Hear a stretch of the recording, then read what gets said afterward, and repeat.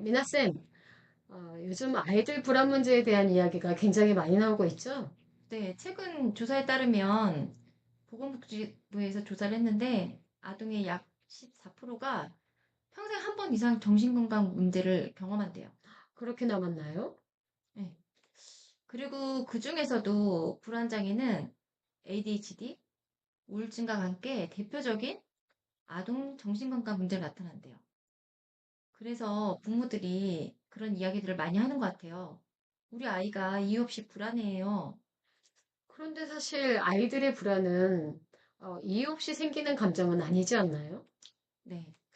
아이들이 어떤 환경에서 자라고 있는지, 또 지금 어떻게 생활을 하고 있는지, 또 어떤 관계 속에 있는지 이런 거에 따라서 달라지고 그것이 굉장히 중요한 것 같아요.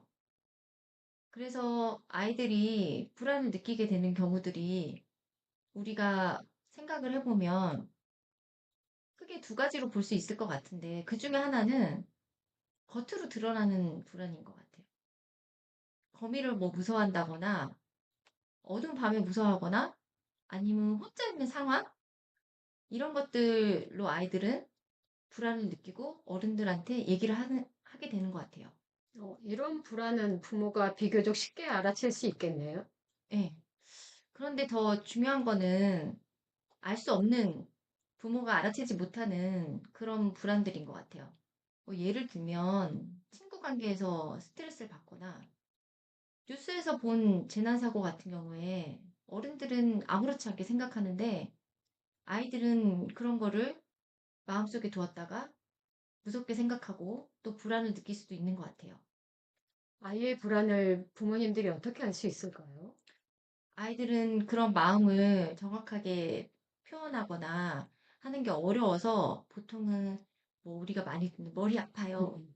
학교 가기 싫어요. 배가 아파요. 이런 방법으로 이제 표현을 하는 것 같아요. 음. 아이 뇌에서는 편도체가 크게 작용하는데 편도체는 우리가 위협을 느낄 때 반응을 하는 뇌 영역인데 아이들이 불안할 때 그런 것이 나타나는 것 같아요.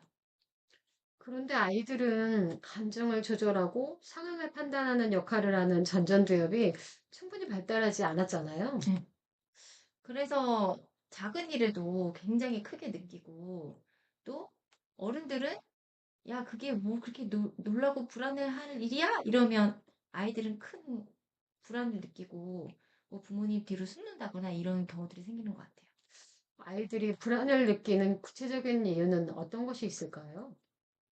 아이들이 보고 듣는 환경인 것 같아요.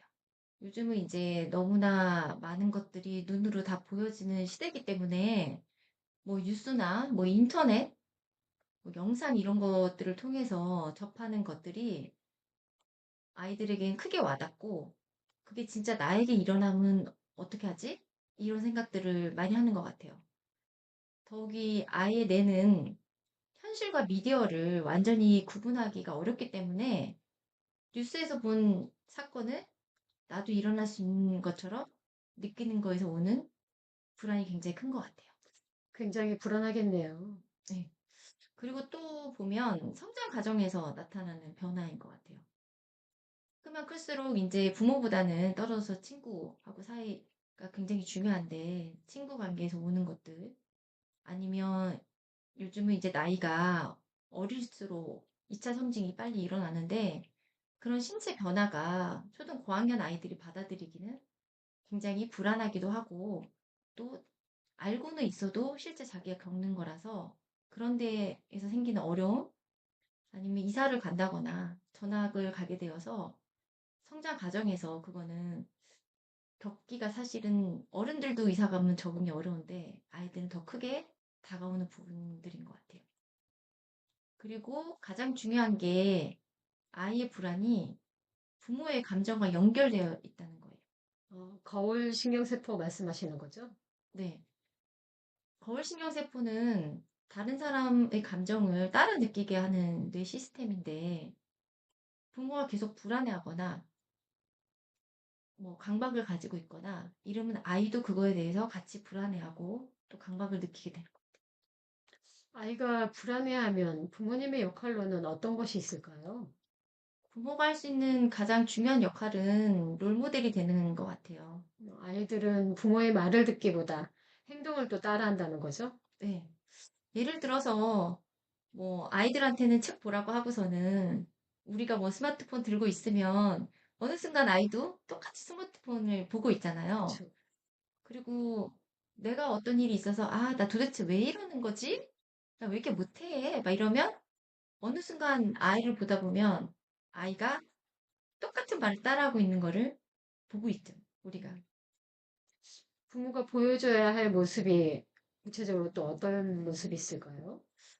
부모가 아이들 어 그러니까 스트레스를 받게 되거나 이럴 경우에 그거를 해소하는 방법이 건전하게 또 운동이나 아니면 자기의 감정을 제대로 설명할 수 있게 먼저 보여준다면 그거를 보고 아이들도 똑같이 자기의 감정을 표현하는 방법을 배운다거나 아니면 운동을 통하거나 이래서 안전하게 느끼는 상황에서 자신의 힘든 부분들을 표현할 수 있을 것 같아요. 부모가 감정 조절하는 모습을 보면 아이도 그 방식을 배운다는 거군요. 네. 부모의 말은 아이 마음속에서 내면의 목소리가 된다고 하잖아요. 너 왜 이렇게 못하냐? 하는 말이 아이 마음속에 계속 남아있는 음, 거죠.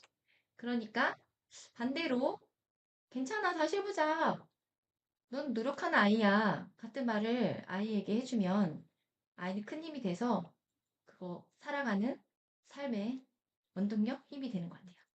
아이의 불안은 아이 혼자 만들어내는 감정이 아닌 거네요. 네.